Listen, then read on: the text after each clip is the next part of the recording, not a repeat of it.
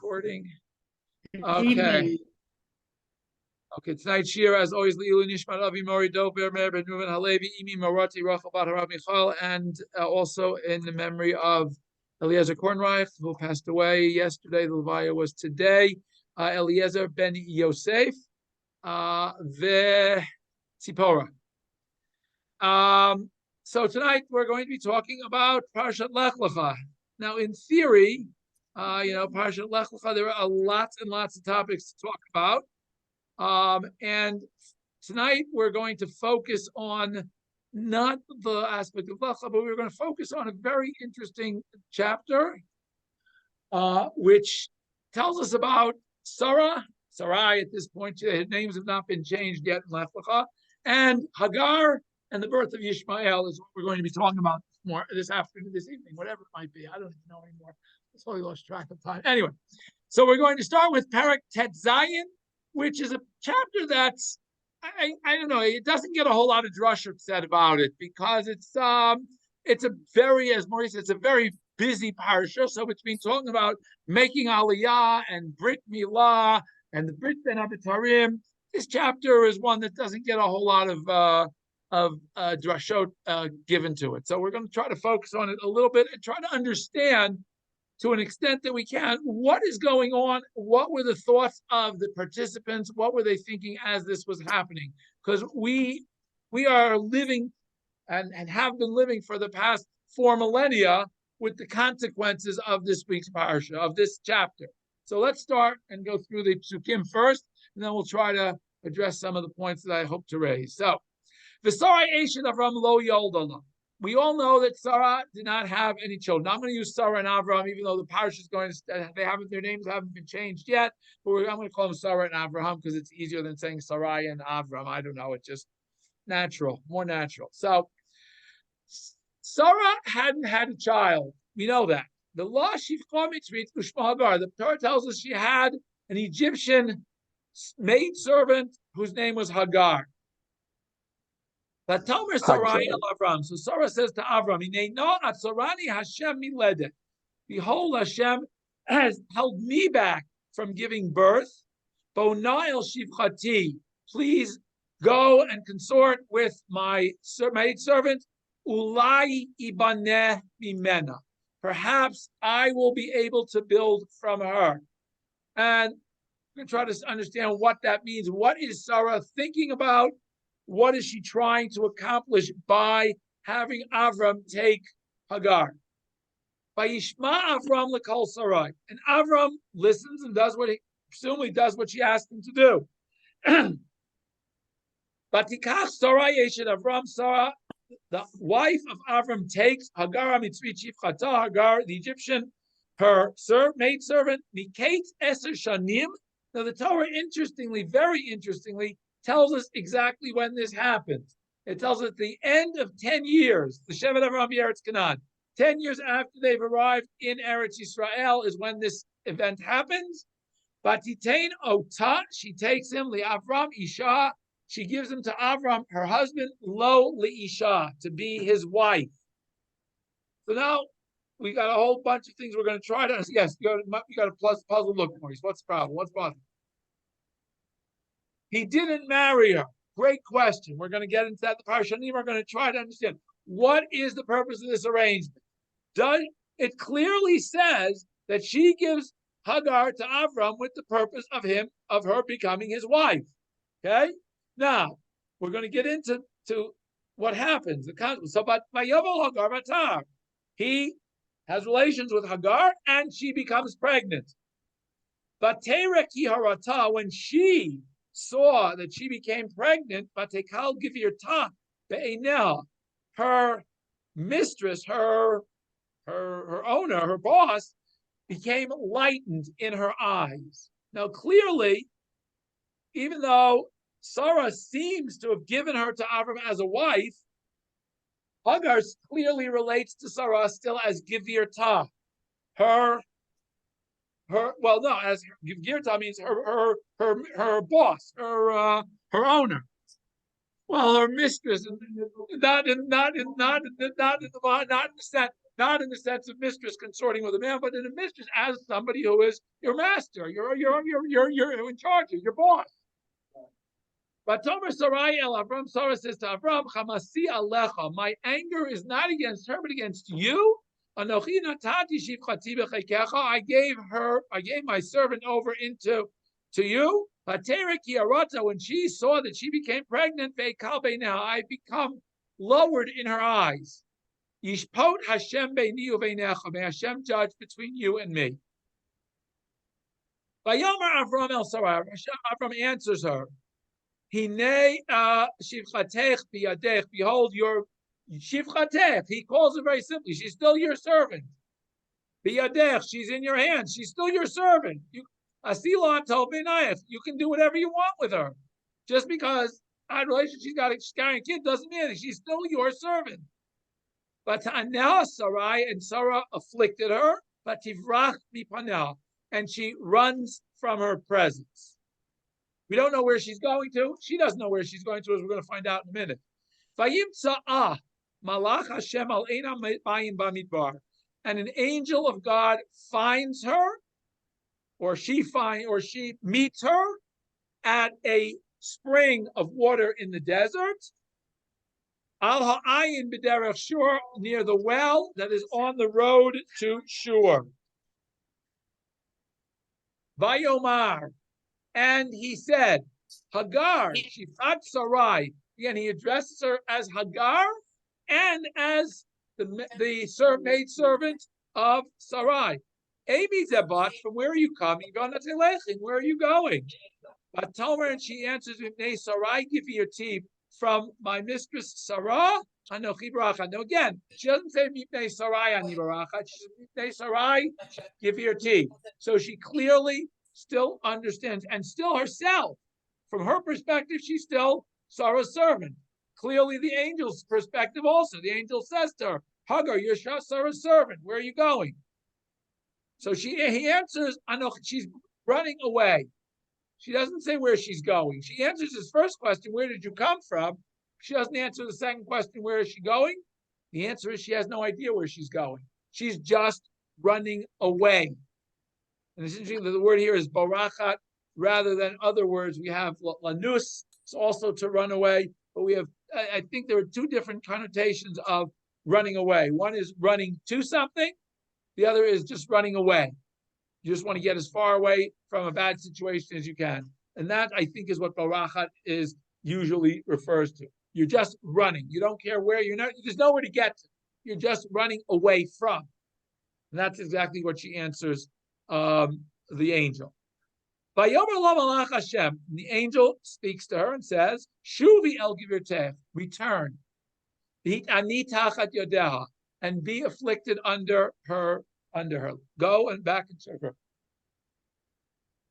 The angel says to her, Harba arbe et zarech, I will surely multiply your offspring. The lo yisafer merov, they will not be able to be counted, they will be so many. Vayomer lo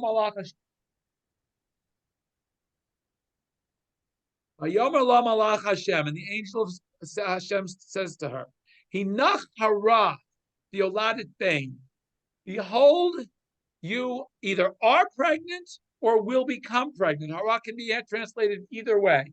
Hara can be you are pregnant or you will become pregnant. We're going to try, in the parshanim, we're going to look at it both ways, because we just read above that she already became pregnant.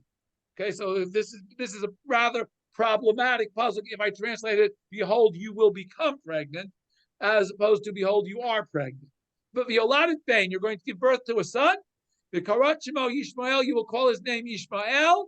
Why? Ki shama Hashem el onyech, because Hashem has heard your affliction.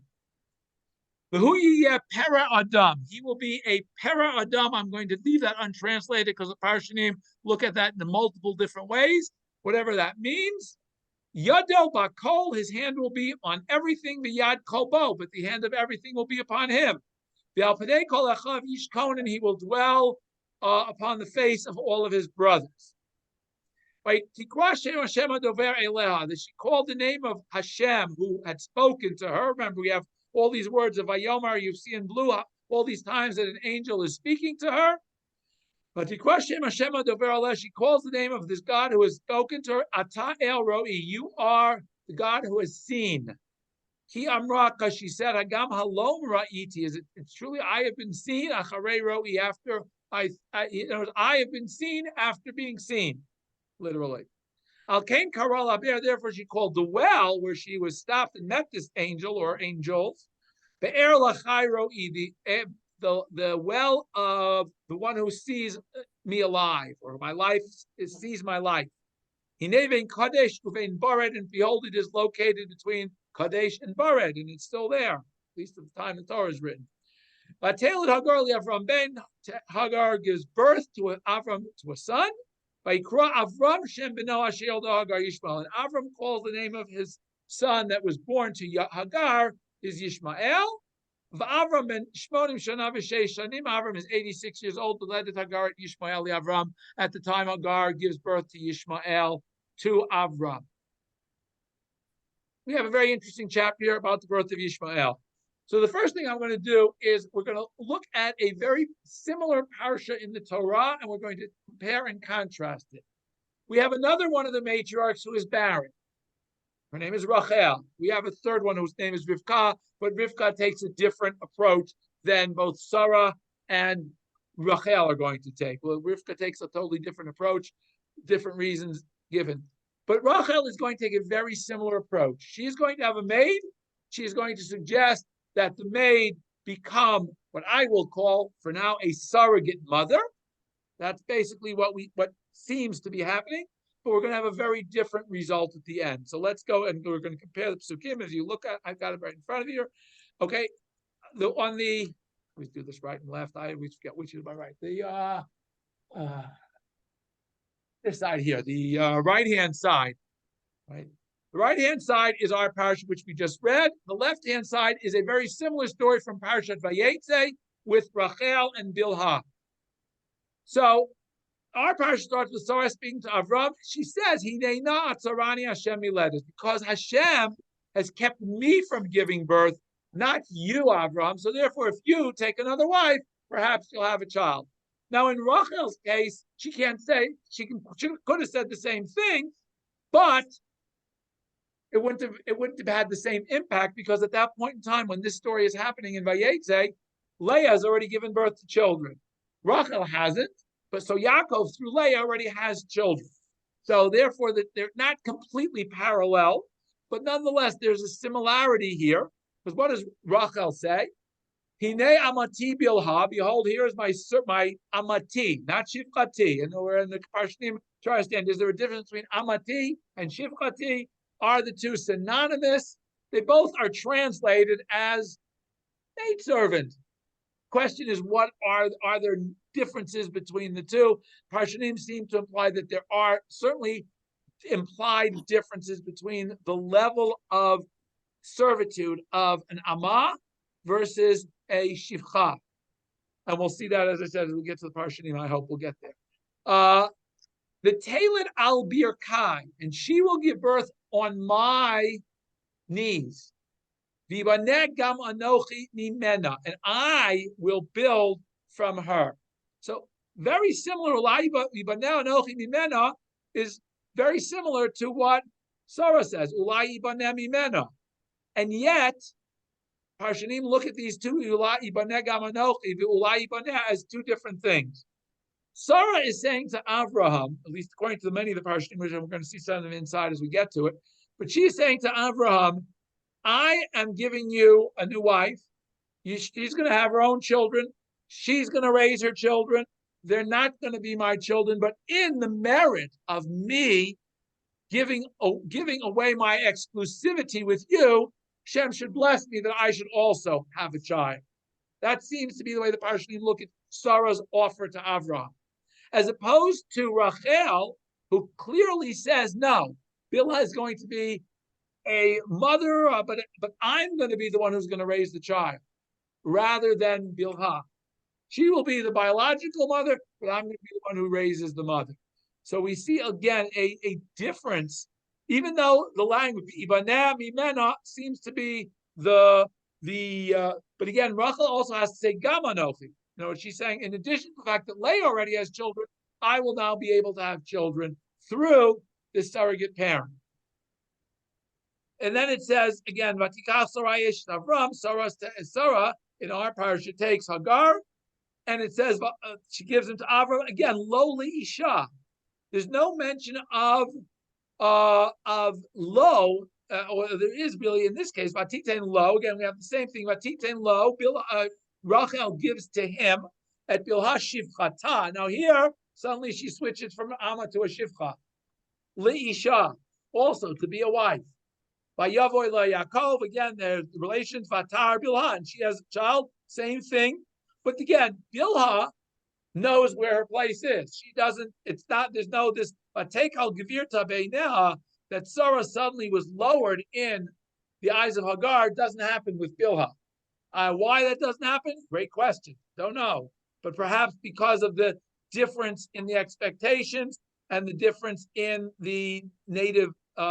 Again, there's one thing that gets focused on throughout the whole parsha is that Hagar is Hamitzrit. She's an Egyptian. She comes from a different culture.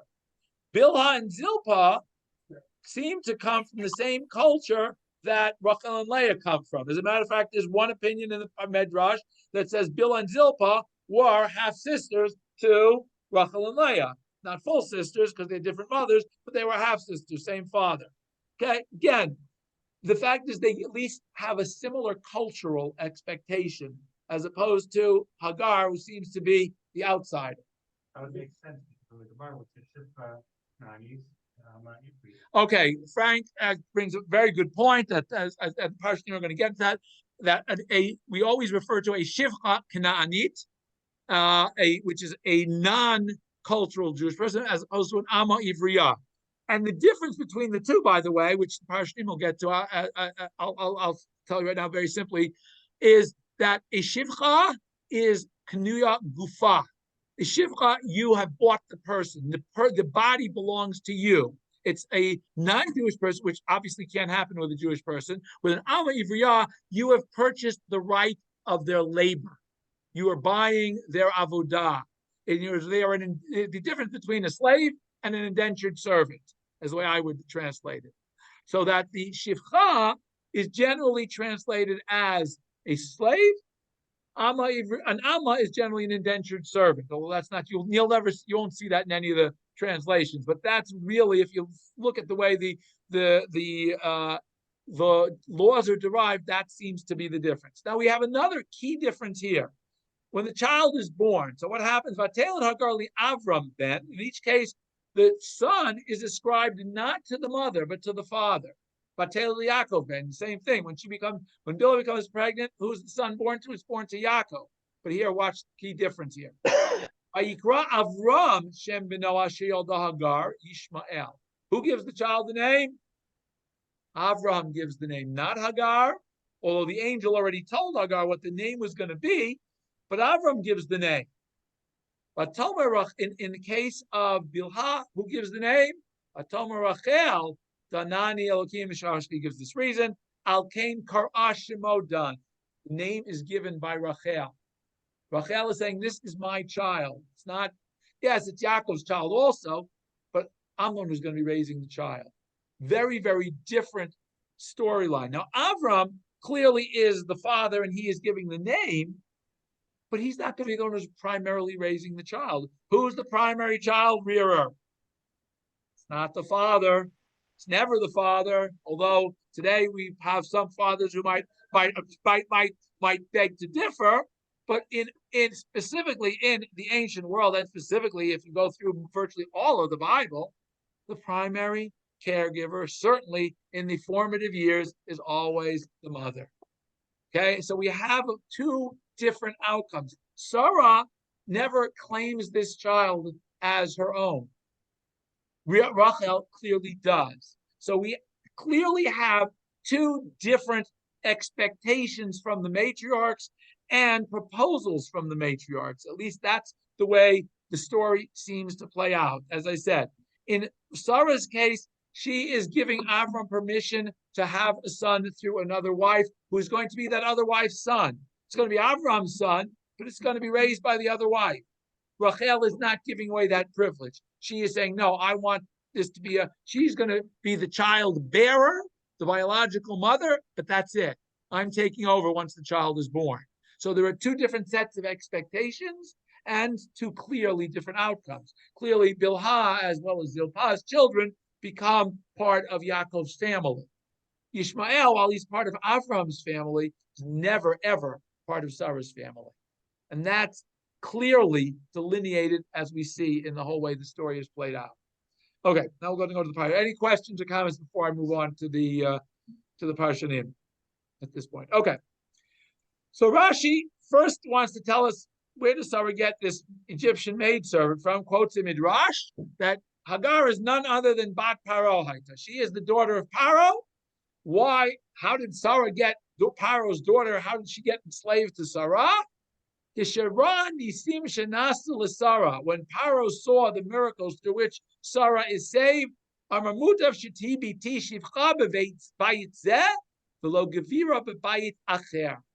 it is well, it would be fine if my daughter has to be a servant just so that she could live in this household with these people rather than being the head of a household somewhere else.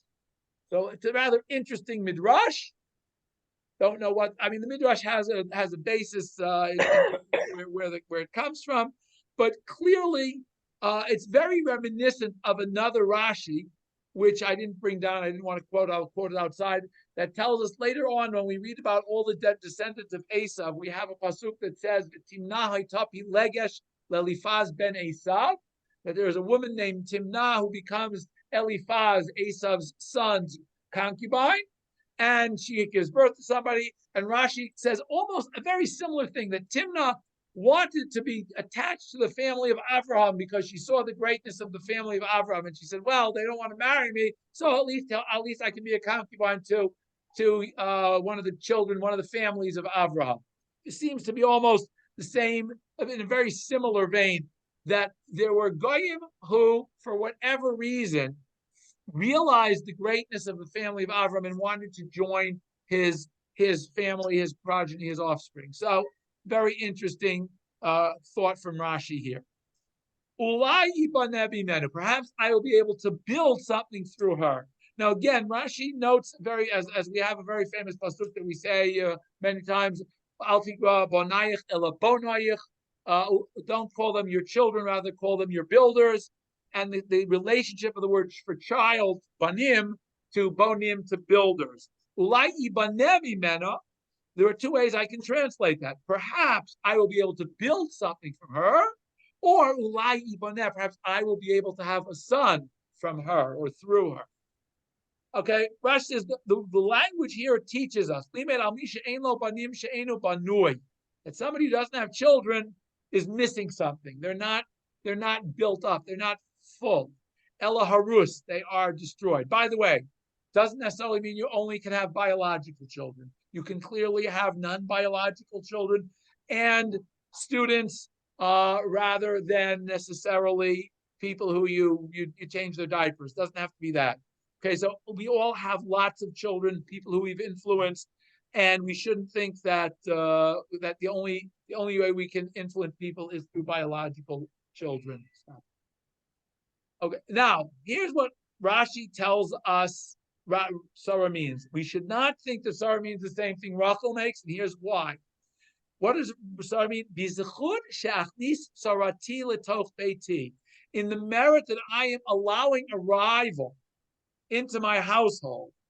Therefore, Hashem should see my affliction, that I'm childless, how much I want to have a child, and Hashem should bless me. That's what Sarah means when she says, I am giving you another wife so that you can have a child, so that perhaps Hashem will see how much I really want a child. Kol Sarai. Okay, let's continue here. We'll skip a minute. And we'll go to here. Miketz Eser Shanim. Why does the Torah make it a point of telling us that 10 years have passed? That 10 years have passed since Avram has arrived in Eretz Yisrael. Why does the Torah make it a point to emphasize that? So Rashi tells us that we learn a halacha from this. Moed hakavua liisha. There is an established time for a woman. Sheshata eser shanim velo yalda. A woman who has been married to the same man for 10 years and has not had a child, chayav lisa acheret.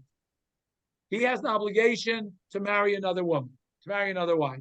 And by the way, this is brought down the halacha. If the couple is childless for 10 years, the husband can, some say should, divorce the wife and get another wife. Of course, back in those times, he didn't have to divorce the wife because Torah allowed for multiple wives. But in today's day and age, where virtually all of Judaism except Sarai and Gershom, and this, by the way, is brought down the halacha. However, does not seem to be an ironclad halacha that is followed in practice.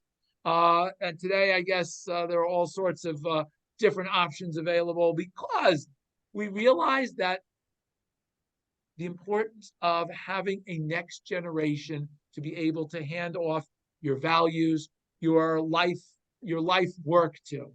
As Avram says to God at the beginning of in the chapter we read right immediately before this, he says, God, what do I have? If I have no children, I have nobody, whether it's a somebody who is going to carry on my legacy, my mission, then what am I living for? What is the purpose of my life? And we as Jews realize that not everybody is going to have biological children. And yet we as the Jewish people need to make sure that there is a next generation, because without that, without children somewhere being born and being raised as Jews, there is no future. And that's true with anybody. And we can see that in what's happening in Europe today in terms of population growth. The Europe that was around 100 years ago no longer exists because of lack of children. Very, very simple. The only way Europe is going today is on immigration, and that's because people are not having children. It's the me generation. I don't want to spend my energy raising these bratty kids. I don't need it. Jews understand and have always understood the importance of having a next generation and the importance of willingness to sacrifice on behalf of our children. That is a critical item that we have, and this, as I said, this concept here of even of giving over another wife when you can't bear children is important. It's something that we need to have in order to keep Judaism alive. And Rashi brings down another thing. Why does the pasuk have to tell us that it's 10 years since they arrived in Eretz Yisrael? Very interestingly, and this also is very controversial. When you're living in outside of Eretz Yisrael and you don't have children, and then you enter Eretz Yisrael, you can't count the period before you got to Eretz Yisrael in the 10-year waiting period before you have kids. You have to start a new count when you get to Eretz Yisrael, at least according to Rashi. Not everybody agrees with that. But that's what Rashi says. That's why it specifically dates it as 10 years from the time they arrived in Eretz Yisrael. And now Rashi here gives it, then almost parenthetically gives it, it says that, this doesn't apply to halacha, this concept of you start to count again. Why? Because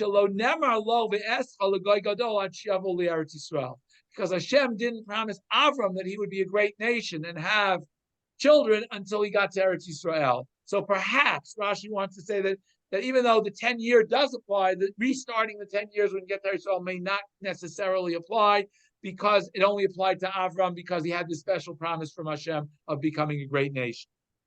Okay, interesting.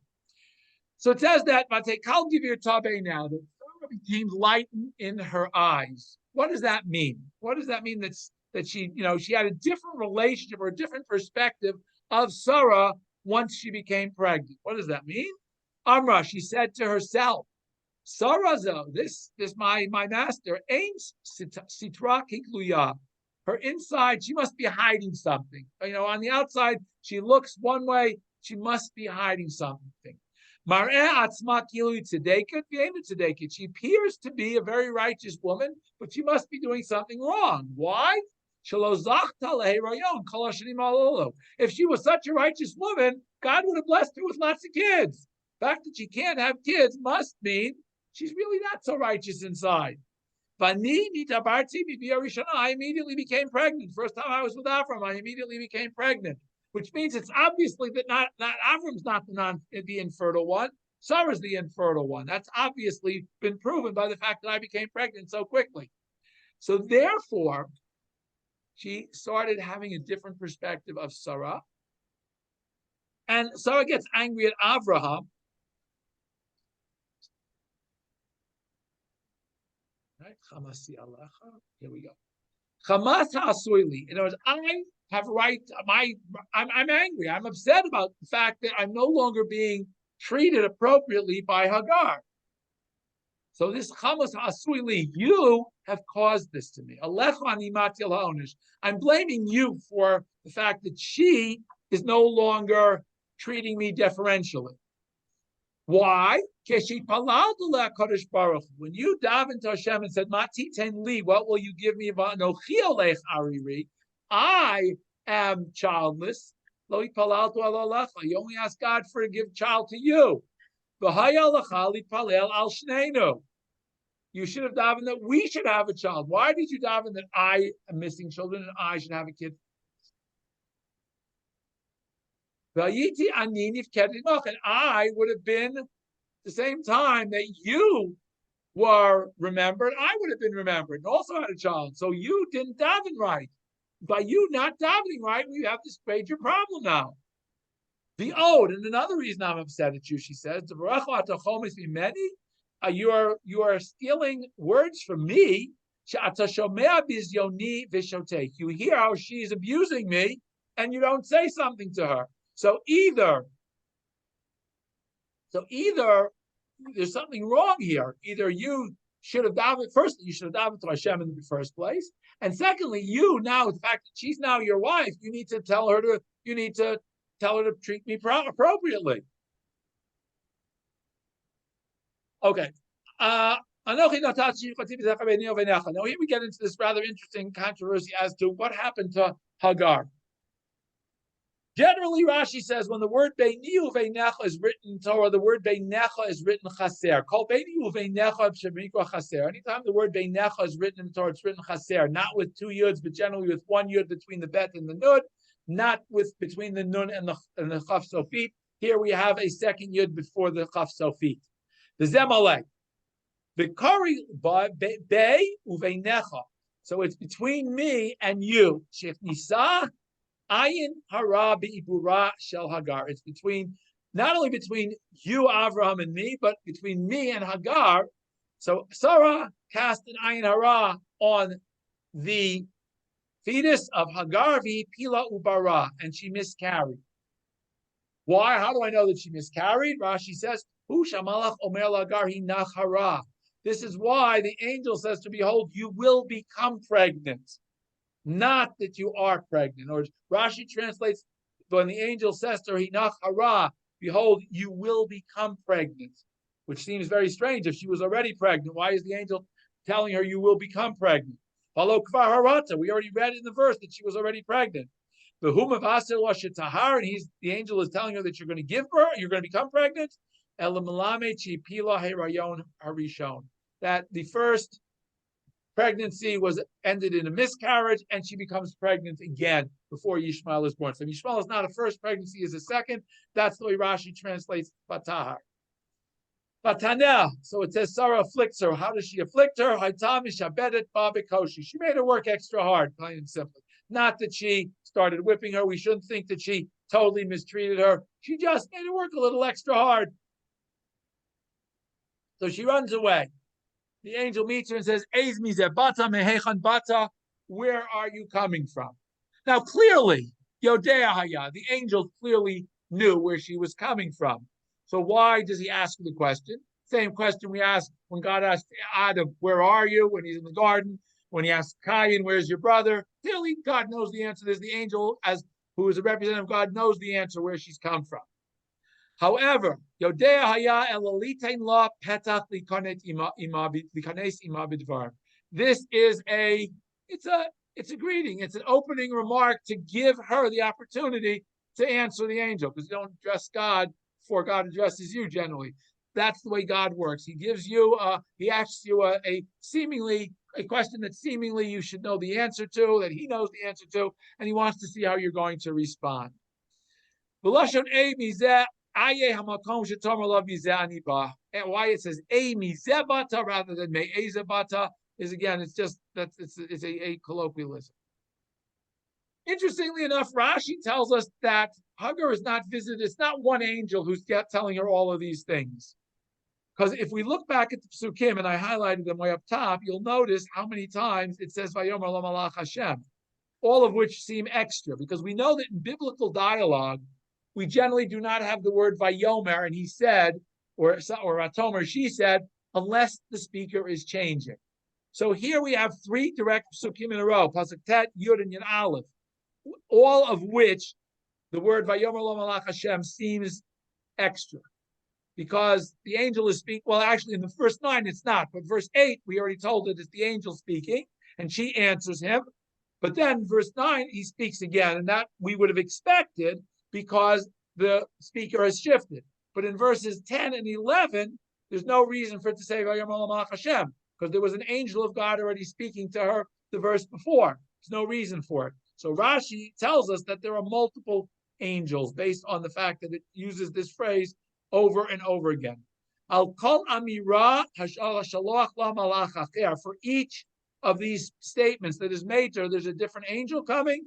L'kach nemer malach b'chol amira v'amira, which is why it repeats this phrase Vayomer lo malach Hashem. And again, Rashi again reiterates Hinach hara kishetashuvi tahari. When you return, you will become pregnant again. You know she isn't pregnant at the time. Rashi again emphasizes it, and he brings proof that the phrase Hinach hara can have the meaning, behold, you will become pregnant. Deishat Manoach, from Manoach's wife in the story of Shimshon, the angel there, she clearly is not pregnant, clearly tells her you will become pregnant with these exact words, Hinach hara. And that's why Rashi translates it here, you will become pregnant rather than you are pregnant. Now, again, if I go back to the original Psukim, which you'll see very, very briefly, it seems that Rashi has to bring this proof, because it doesn't say when she gets back that she becomes pregnant again. When she gets back, all it says is Vatelet Hagar, that she gives birth.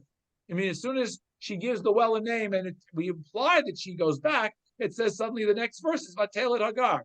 It doesn't say she went back. It doesn't say she became pregnant. So clearly, Rashi has to find a, quote, proof to say that the angel is telling her she's going to become pregnant again, because the Torah didn't say anything about it. The Torah said she became pregnant before she runs away, and she has the baby after she comes back.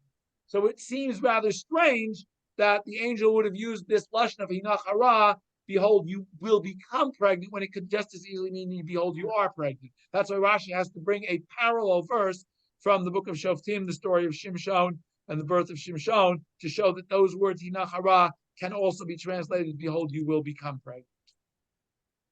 Okay, Pera Adam. What does that phrase mean? Pera Adam generally is translated, if you look in most translations, as a wild man. Okay, that's the way I've seen it translated. I don't know what's translation does it have there for Pera Adam in verse 12. He will become a wild donkey of a man. Okay. All right. Again, it's this. Okay. Now Rashi tells us, what does Pera Adam mean? Ohev midbarot, latzud chayot. He likes a desert dweller, somebody who likes to be in the desert and hunt animals. Kimoshe Katuv, as the pasuk later on, when in next week's parsha of Vayera, when Yishmael is thrown out, when Hagar is thrown out, it says he lives in the Midbar, and Vahiro Vekashat, he becomes an archer. Vayeshev Midbar Paran, and lives in the desert of Paran. So again, that's where Rashi gets Pera Adam is translated as that. Yado Bakol, what does it mean? His hand is upon everybody. This Tim means he will reach his hand into everybody's pocket and take whatever he wants. The Yad Kolbo, and therefore everybody's hand will be raised against him. Shakol Sonim Oto Umiskarimbo, that everybody hates him and fights against him. Yalpnei Kol Echav Yishkon, but he will rise above all his brothers. Sheyezar O Gadol, he will have great numbers of offspring that will reach great power. All right.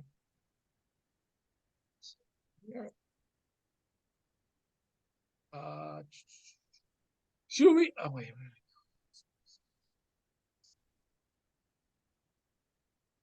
Okay. Vayikra Avram. Avram's name is the child Yishmael.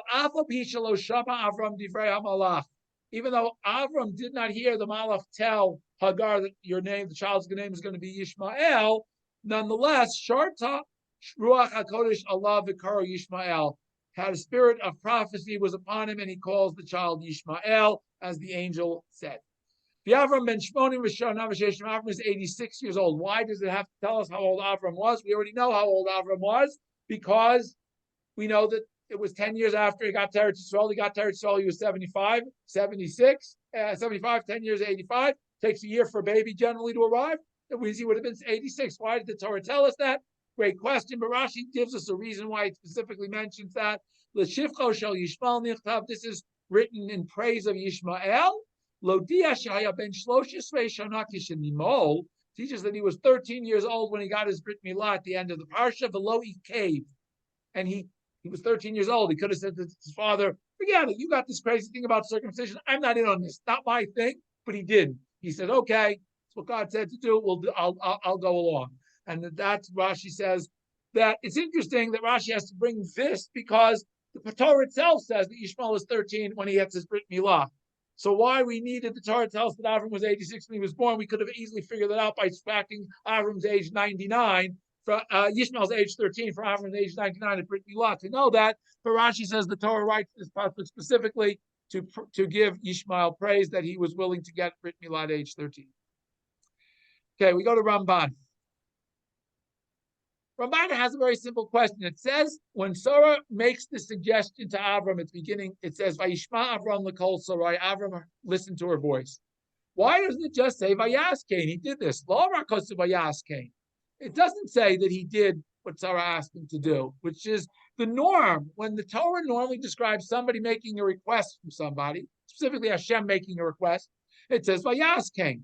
For example, Vayas Noach kol asher tzivo Hashem, or we have this Vayas came many times in the story, in the whole story of the building of the Mishkan.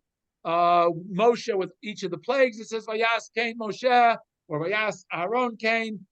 Why doesn't it say just Vayas came? Ramban wants to know. Sorry. Hello? Okay. Sorry, it's me. Carry on. You got a question? No, I was just called. Sorry. Okay. Amar ki shama lekol Sarai. It says he listened to her voice. Yirmos, this is to hint, he afal pisha Avram mit avem od lebanim. Even though Avram really, really wanted to have children, as certainly at least as much as Sarah wanted to have children. Lo asa kain, he still did not go and take another wife below Rishut Sarai without Sarah's explicit permission and involvement. And he also, at this point, did not. He understood that's what Sarah's intent was, and he did not intend that this child that Hagar would have would be his primary offspring. His entire focus in doing this was lasot ritzon Sarah, was to keep Sarah, was to do what Sarah wanted to do, so she would feel that he wasn't obstructing her trying to have a child. That ultimately Sarah would be able to have a child through him. Avram said, worst case, at least she'll have some nachat ruach, some happiness, some nachas from the fact that the children of her maid. And he quotes the same midrash that Rashi quotes, that Sarah's intent is that the merit of her being willing to introduce a rival into the household, she should merit to have children. The Amar Od, it says Vatikach Sarah. It's still, even after it says Vayishma Avram l'kol Sarai, that Avram listened to her voice, the pasuk specifically says that Sarah takes Hagar and brings her to Avram. Avram doesn't go and seek out Hagar after Sarah's given permission. Sarah has to bring her, Hagar to Avraham. Lohodia, this is to teach us Shalom Mihar Avram l'davar ad shelachas Sarah v'natna b'cheiko.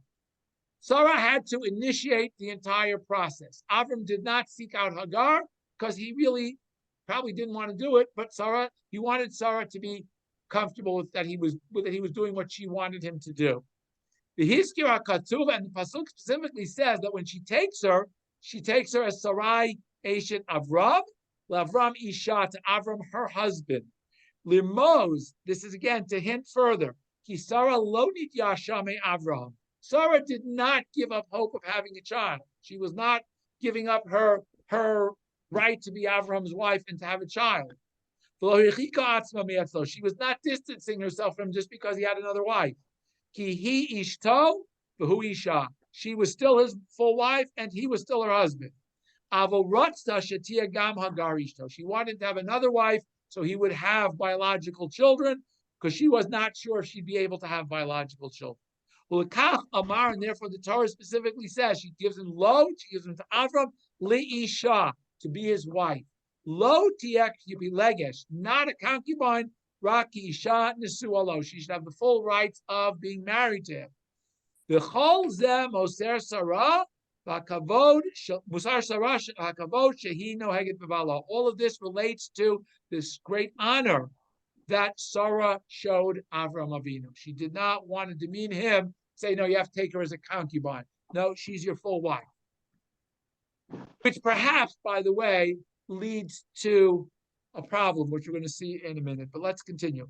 Again, as Rashi, as he quotes Rashi, the time, 10 years, and again, the fact that he was not living in Eretz Yisrael the whole time, he has to start again. That's all Rashi, and Rambam quotes that as Lashon Rashi. But Tam Hazeh Inenu Yafeh. I don't necessarily agree with Rashi's comment about the 10 years starts again when you get to Eretz Yisrael. Sheyeshiva chutza la'aretz, because living in an area outside Israel, halacha psukahi she'ena oleh l'shum adam ba'olam. That the whole point is that this 10 years, if you travel during this 10 years, you start anew. It does not necessarily only Eretz Yisrael. You have a new place you go to, you got to start 10 years again, not just Eretz Yisrael. That's what we learned. B'chol adam he. This applies to everyone, not just to Avram Avinu because of this promise. Then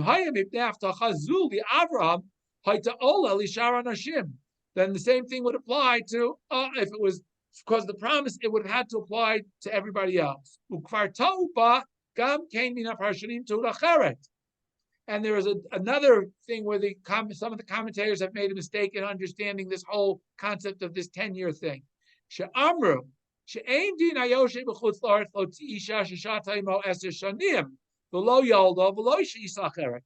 whole 10-year rule only applies if you live in Eretz Yisrael.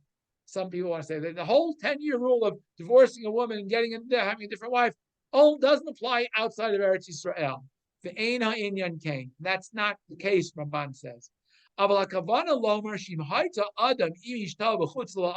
person was married to his wife outside of Eretz Yisrael for 5 years, and then they arrive in Eretz Yisrael,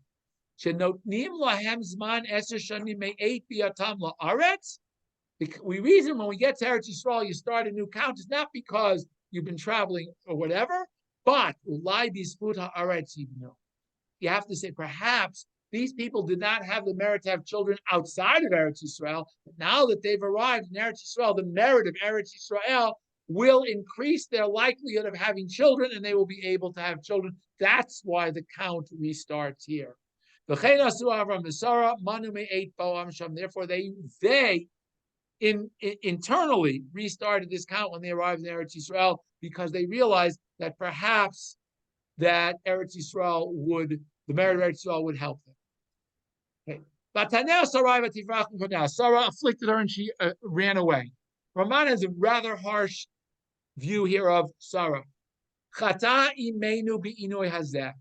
Sarah's behavior in this case was not appropriate. This was a sin. The Gam Avraham, and similarly Avraham sinned by allowing her to belittle Sarah. The Shama Hashem El Anya, and therefore Hashem heard her affliction. The Natan Laben She Pera Adam, that she gave her this son who will be a Pera Adam. Anot Zera Avraham the Sarah Bechol Minei Ha'inui. He will be the one who will afflict. His descendants will afflict the descendants of Avram and Sarah in all sorts of ways when we do not act appropriately. So again, he becomes Hashem's messenger to punish the Jewish people when we don't live up to what we're supposed to be doing. Rather interesting Ramban. Okay. However, the angel tells Hagar she has to return and be afflicted beneath her. What is, again, Ramban doesn't want to leave us hanging with this negative perspective. To return and to once again accept the fact that Sarah you are subservient to Sarah. Remez, this comes to hint, that the Ishmaelites will not always be free of us. Ultimately, in the end, we, the Jewish people, Sarah's descendants, will rule over Hagar's descendants. Okay. We're going to skip here till we get to Para Adam here. Okay. Okay, here now Raman has a slightly different perspective of Para Adam. Ki Para Adam samuch sheyeish para limud midbar. He will be a wild man who learns the ways of the desert. Yetze b'fa'alo mishachar l'taref. He will go out to his every morning to catch his prey. V'yitrof hakol, and his prey will be, he will take prey from everything. However, the response is hakol yitrafu. Everybody will be trying to capture him also. Va'inyan alzaro sheyagdil v'yelah milchamot im kol ha'amim. His descendants will grow and will wage war against all of the nations. Rabbi Ibn Ezra says, Yado bakol sheyinatzeach mitfila kol hagoyim. Originally, he will rule over all of the nations. The achar kein yado kol bo, but in the end, all of the nations will rule over him. Sheyinutzach b'sof, that in the end, he will be defeated. Yalpnei kol achav, and all of his brothers, first of Bnei Keturah, Yishkon, sheyigdal zaro mehem, that all of the descendants of Hagar and Keturah will be together, will all be referred to as Yishmaelites. All right, we're running late, so I'm going to try just to skip to a few things that I really wanted to focus on here. Sforno also has a very interesting take on Para Adam, this whole concept of Para Adam. First, he says, Para hu chamor habor. As Maury said in the English translation, Para is a wild donkey. Amar, what does it mean, Para Adam, a wild donkey of a man? His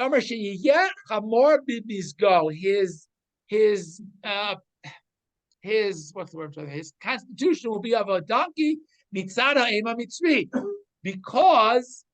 he is a composite. He's a Jewish Egyptian. He's an Egyptian Jew, but he's not an Egyptian Jew. He's not in the sense of he's a Jew who's born in Egypt. He is an Egyptian and a Jew. He's both, because his father is Jewish, his mother is Egyptian. So from his mother's side, he's going to be this chamor. His nature will be that of a donkey. As the pasuk says concerning the Egyptians, their flesh is the flesh of donkeys. And he will be a wild donkey. In other words, from his mother's genetic makeup, he is going to be a wild man. And he will live in the desert. He grows up, he lives in the desert. However, why is he called Para Adam? Adam mitzad aviv. Because of his father's genetics, he will become a mensch. What does that mean? He will be a mensch? Chazal, like the Chazal tell us, Yishmael teshuvah. That afterwards Yishmael does teshuvah. And how do we know that? Because at Avram's burial, it says, Vayikroto Yitzchak Yishmael banav. That Yishmael acknowledges the fact that Yitzchak is the true heir. He is yet he wants to give honor to his father, and that's why he comes and gives him his proper respect at death. We're going to stop here because I'm basically all out of time. But the whole chapter, again, the lessons to learn from the chapter are very different between Ramban, other parshanim, specifically in terms of the relation of Sarah, whether Sarah was incorrect and inappropriate in her treatment of Hagar, whether this whole episode, how it happens, What was Sarah thinking about? As I said, there are other parshanim who have a completely different perspective in terms of the role that Hagar was supposed to play. There are among the parshanim who want to imply that it was supposed to be much closer to the arrangement that Rachel had with Bilhah, but it didn't work out that way because of Hagar's response once she became pregnant. That really Sarah did intend that Hagar would be a full surrogate mother and that Sarah would raise the child. That's a whole different school of thought among the Parshanim. But again, as I said, that's not Rashi's perspective. Rashi has the perspective that that was not Sarah's intent to begin with.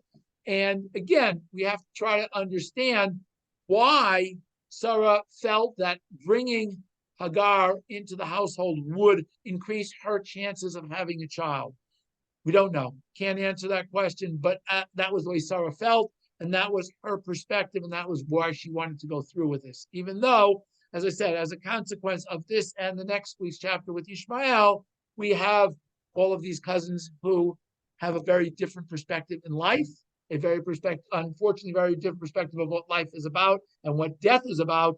And only when we are able to do what we are supposed to teach the world the way of life that we are supposed to be teaching the world of, then they will understand perhaps and be able to overcome that tendency of the para, the wild part of their nature, and be able to tame that the way Yishmael himself was able to ultimately do tshuva, and then we will be zocheh to kulav shteim he'evri amen.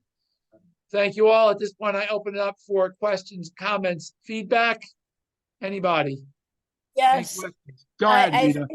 I think that it's very appropriate for this week, for what is happening in Eretz Yisrael right now, and what the whole idea of Yishmael, and that we weren't doing what we're supposed to do, and that's why Yishmael has come forth.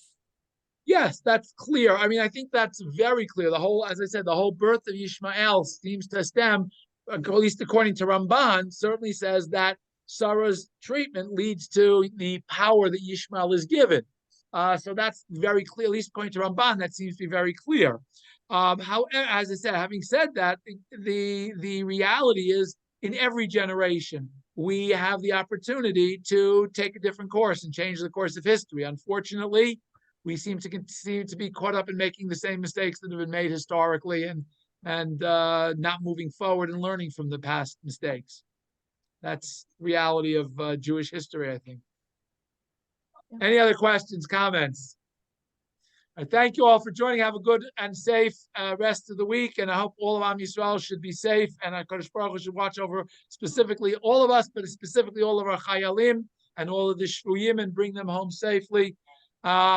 And have a good rest of the week, and Shabbat Shalom, and we'll see you Bezrat Hashem next week. Thank you.